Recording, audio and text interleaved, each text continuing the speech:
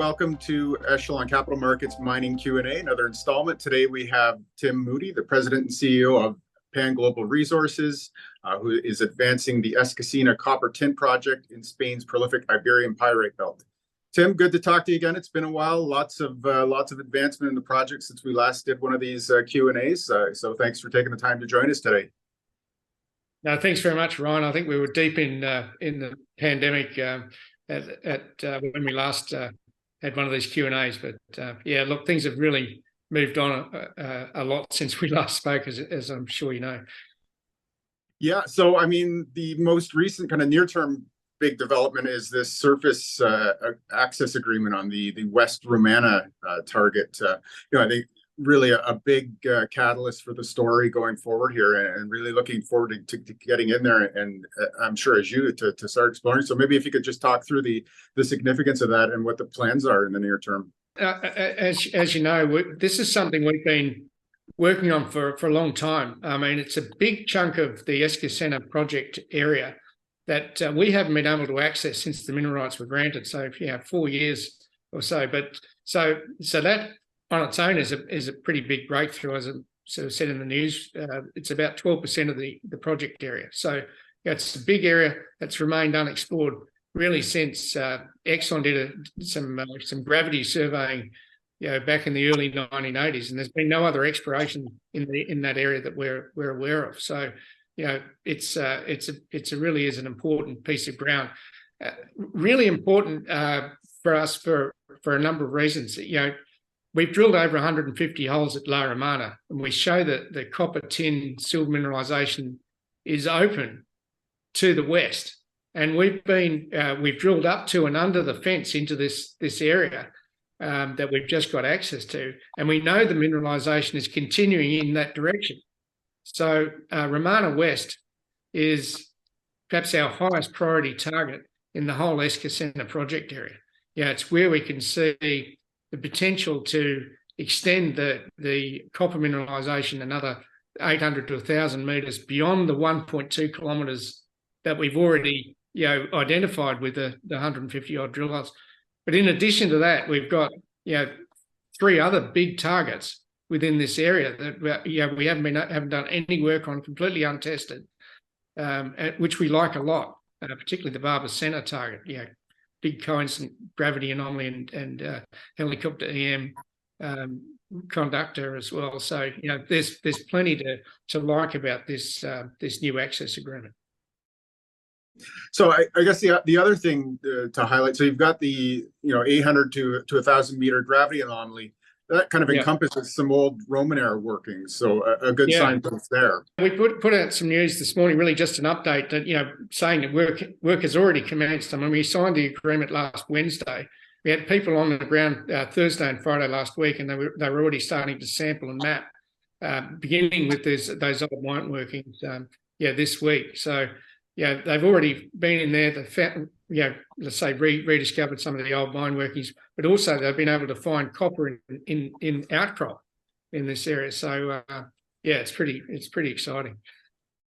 I don't imagine they were mining very low-grade material back then, probably native copper in front of their noses. So definitely a good sign that the system persists over in that direction. So So you're already on the ground. I mean, you just got the access agreement, I think it was last Thursday, sometime last week anyway, and you're already on the ground. Yeah, signed on Wednesday, and we were on the ground Thursday. Yeah.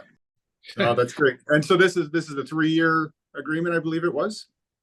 Yeah, it's 3 years with the potential to extend that further. So it's but initially a 3-year period. So gives us plenty of time to do a lot of work. Obviously, we're very much hopeful that we can at least drill out, follow the mineralisation from La Romana into Romana West, and just keep following it until we run out of mineralisation, basically. So with a bit of luck, we'll have broadly delineated the western extension of the La Romana mineralisation, confirmed whether or not there's a big area of additional mineralisation at Romana West, and then that's obviously going to help move us closer towards when we can put out a resource.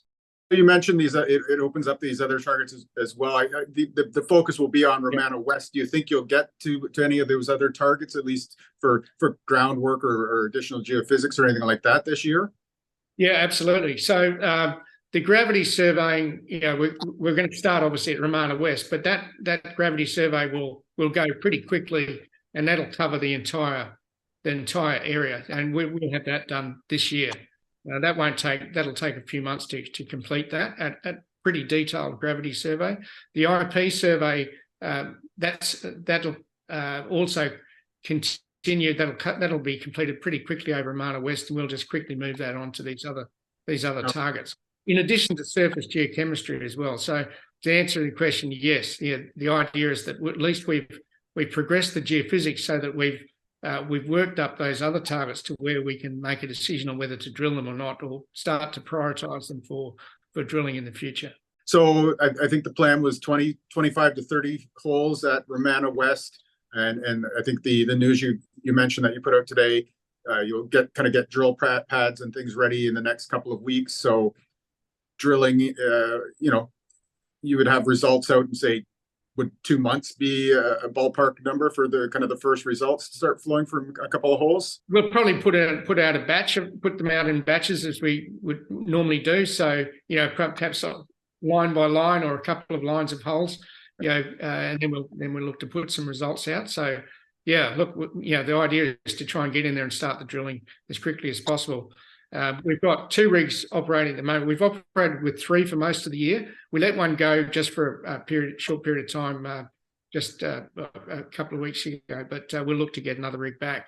But the idea is that when we finish the last few holes at Sarcita, big target up in the north, and a couple more holes at Romana that we've had in the pipeline for a while, that those 2 rigs will both move to Romana West. We'll advance that drilling pretty quickly. I mean, it's to drill the 25 to 30 holes is about 6,000 meters.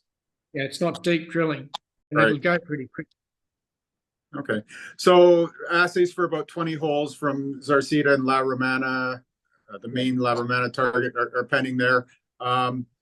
Maybe you could another very compelling target that you guys did do. 3 holes that you put out recently on the Romana Deep target, which is kind of a down dip zone from the main discovery there. What did you learn from those holes, and what's the game plan going forward on that target?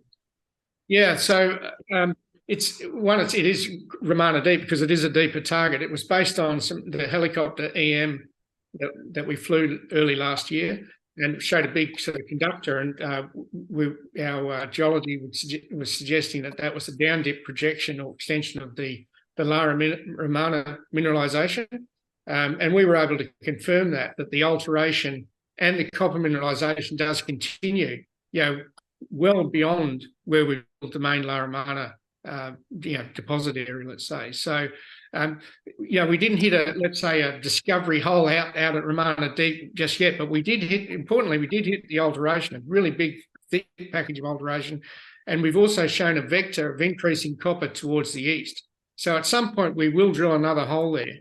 But that's just one part of that it's a big target, as you remember. The western side of that Romana Deep target, we did have one hole planned there, and we thought, no, before we launch into that, we just have another rethink and look at some of the other geophysics information that we've got before we go and drill another really deep hole. Because the indications were from the first 3 holes at Romana Deep was that the geology that hosts the main La Romana mineralization would be too deep for the helicopter EM to see. So that made us think, well, what is that western half of the EM, Romana Deep EM seeing? What could it be?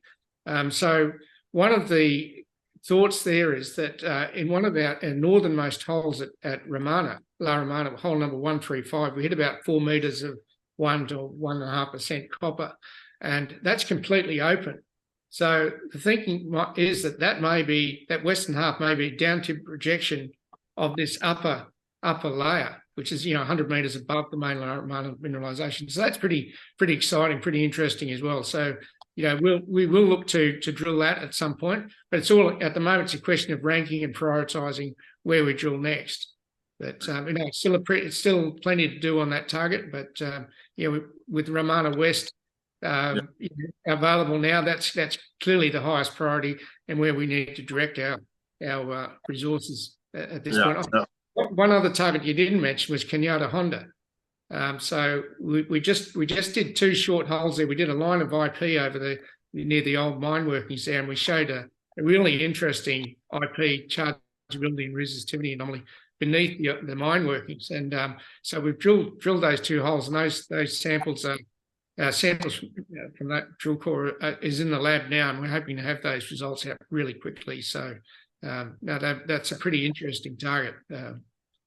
I don't want to say anything more at the moment, but we're pretty excited with what we're seeing. And you mentioned cutting, wide intervals of alteration at Romana Deep. Kind of a similar experience up at Zarcita up in the north.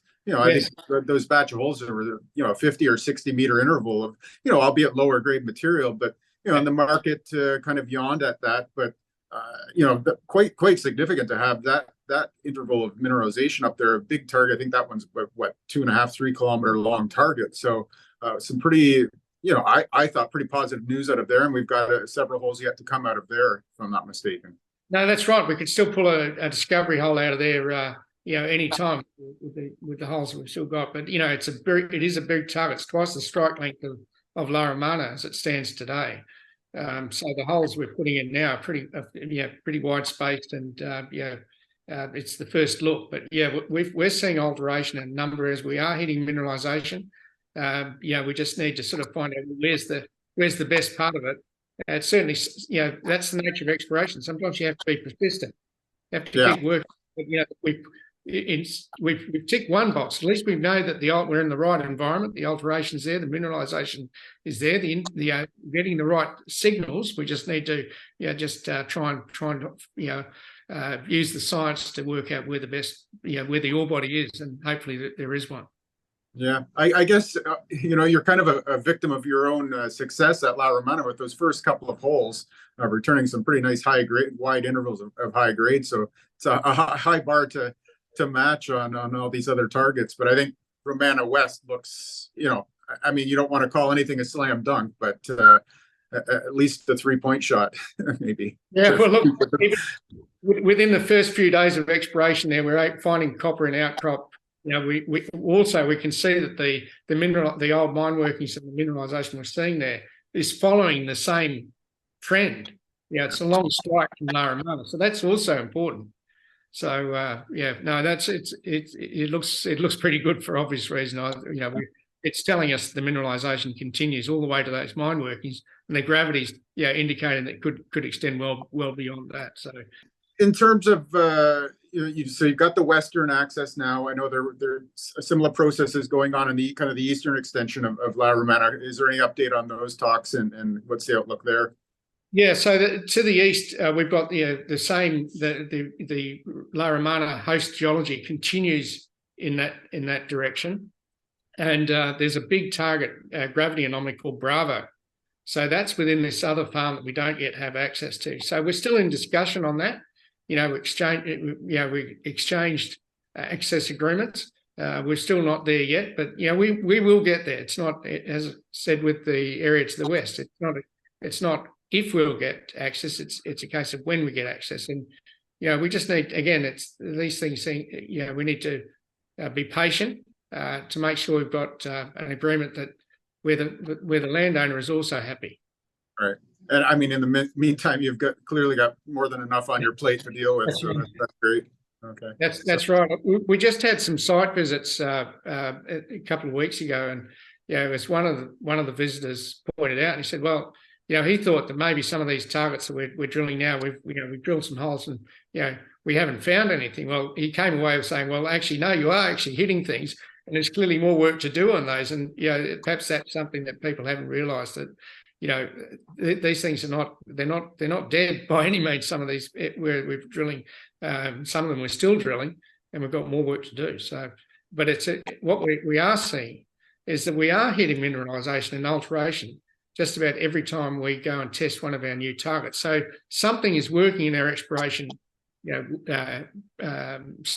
process, that's at least getting us to where we are, finding new mineralisation and alteration. So not every target is going to be an ore body. We were very fortunate. We were one of the rare situations where our first holes and our first target were discovery holes. That just doesn't happen very often. So, but I remain convinced that there is potential to make additional discoveries in this really fertile piece of ground. Yeah, well, I mean, we've been covering the story for a couple of years now. We've been big fans of it, and I mean the exploration potential is just it's impressive. So, more targets than you could possibly hope for, really. So, your chances of wins are multiples here, rather than just one target. So, I guess we were talking, before the video here about the current situation with copper. It's taken a bit of a hit here on some weaker Chinese economic data. What's your kind of outlook for copper, do you think? Yeah, well, look, I'm very bullish. I mean, I think that copper, of all the let's say critical metals that are out there, or copper is perhaps the one that is going to dictate whether or not the world is going to meet this sort of energy transition. Without copper, it's not achievable. So, a couple of things which I mentioned earlier. There were some comments from the chief of BHP, talking about freakish. I think the words were freakish underinvestment. That's talking about an existing operation. So, that's one aspect to it. The European Union also recognising in a number of forums, that there's been an underinvestment in mining. On those materials that they've been reliant on other parts of the world to supply. Being able to invest now in Europe, making sure that there are sources of these critical metals in Europe is also now a new push for the European Union. So, look, I remain convinced that sooner or later the copper price has to increase because new mine development is not coming on fast enough. As you know, it takes sometimes decades to put in production. These very big mines that can make a long-term difference to metal supply. You can't put in an Escondida into production in a couple of years. These things take decades. So, I think the timing for Pan Global could be very good. I think copper prices must rise, in my view, if the world's going to meet the demand and incentivise existing operators to put the investment in to expand their copper and lower cut-offs to help add more supply. So having near surface open pittable copper mineralisation in a stable location must be a premium in the next few years, and I think that's where Pan Global fits in. Yeah. And I guess the other thing we were discussing previously as well is Spain. Maybe there's been some legacy pushback on Spain as a jurisdiction, but just in the recent Fraser Institute mining survey they just put out a couple of days ago, Spain took a huge jump up in the rankings. That's right. I think there was a lack of appreciation that there's within Spain, just like within the US or within Australia or Canada, there is regional differences as well, and I think that will come through in future as well. But Spain leapt up in a number of areas. Now that there's a greater appreciation that Spain is a mining country, and mines are being permitted. You can get things done in Spain. Yes, there's been some stories out there of projects which have had hiccups. They've generally been areas that have had less mining. They don't have the mining pedigree or history of, say, the Iberian Pirate Belt that we're located. If the Fraser Institute were to look at Andalusia as an area of Spain, I'm sure that would sit way up on the rankings, even higher than where it's shown at the moment. Spain's shown at the moment. Yeah, well, having been there, was it last year, I guess, for the site visit, it seemed like you couldn't drive more than 10, 20 minutes without hitting another mine, open pit mine as well, a lot of them. So, I can totally agree with that. Well, thank you very much for taking time. This is setting up for a very exciting next couple of months for Pan Global. We really look forward to these holes out of the Western extension. We've been waiting for that for a while, and I think it's going to be very exciting going forward here. Yeah, and we hope we're going to make another discovery somewhere else, at the same time. So we're trying to keep both things, give ourselves as many chances here. So yeah, I think we're in for a really, really top year this year. So fingers crossed. Look, the share market's a little soft at the moment, but we've seen this before, and I think Pan Global's really well positioned once the market turns around. Okay, well, best of luck, and we'll keep our eyes peeled, and we greatly appreciate you taking time today to chat with us.